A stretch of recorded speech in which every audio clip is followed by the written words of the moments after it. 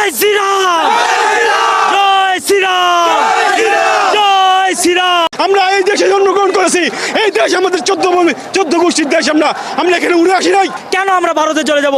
এই দেশ কি আমার না?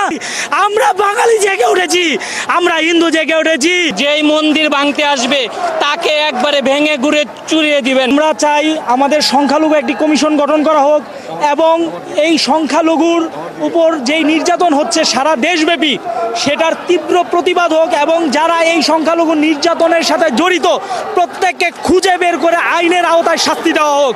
আমরা দেখতে পাই যখনই কোনো সরকারের পতন হয়, যখনই কোনো সরকার পদত্যাগ করে বা যখনই রাষ্ট্রের কোনো সরকার বদলি হয় তখনই বেঁচে বেঁচে সংখ্যালঘুদের উপর নির্যাতন করা হয়, হিন্দুদের মন্দির ভাঙা হয়, হিন্দুদের নারীদেরকে ধর্ষণ করা হয়, হিন্দুদের সম্পত্তি দখল করা হয়, আর হিন্দুদেরকে বলা হয় তোমরা ভারতে চলে যাও।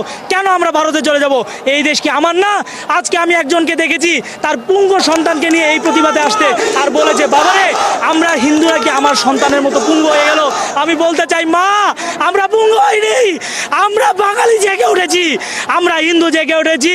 জয় শ্রীরাম, জয় শ্রীরাম, জয় শ্রীরাম, জি জয় শ্রীরাম, জয় শ্রীরাম, জয় শ্রীরাম। মুক্তিযুদ্ধের পর থেকে দেশে সংখ্যালঘুদের উপর আক্রমণ হচ্ছে, বিষয়টা কিন্তু এরকম না। আমরা যখন দেশভাগের পর থেকে আমরা লক্ষ্য করতেছি নানা অজুহাতে, বিশেষ করে একটা উপজেলা যদি নির্বাচন হয় তাহলে আপনি দেখবেন যে সে যে দলের কর্মী হোক সে যদি জয়লাভ করে তার সাঙ্গপাঙ্গর আগে মন্দিরে হামলা করে, যদি বিরোধী দলের হয় তার সাঙ্গপাঙ্গর আগে মন্দিরে হামলা করে।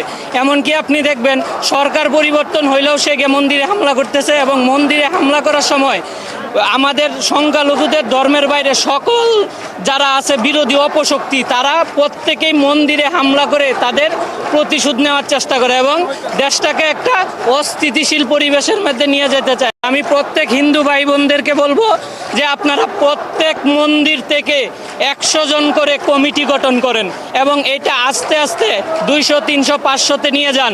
প্রত্যেকটা ঘটনার পরে আপনারা মন্দিরে দাঁড়িয়ে যাবেন, যে কোনো পরিস্থিতিতে লাঠি সুটা নিয়ে পাহারা দিবেন। যেই মন্দির ভাঙতে আসবে তাকে একবারে ভেঙে গুড়ে চুরিয়ে দিবেন। এতে যদি মৃত্যু হয় তাও আপনার জন্য মঙ্গলকর।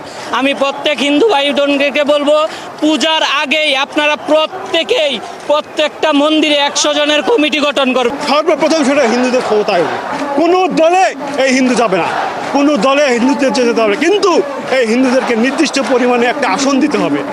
আমাদের এই হিন্দুদেরকে ক্ষমতায়ন করতে হবে, এই হিন্দুদেরকে পার্লামেন্টে যাওয়ার ব্যবস্থা করতে হবে এবং এই হিন্দুদের ভোটে যাওয়ার ব্যবস্থা করতে হবে। তা না হলে এই দেশে হিন্দু কোনোভাবেই থাকতে পারবে না।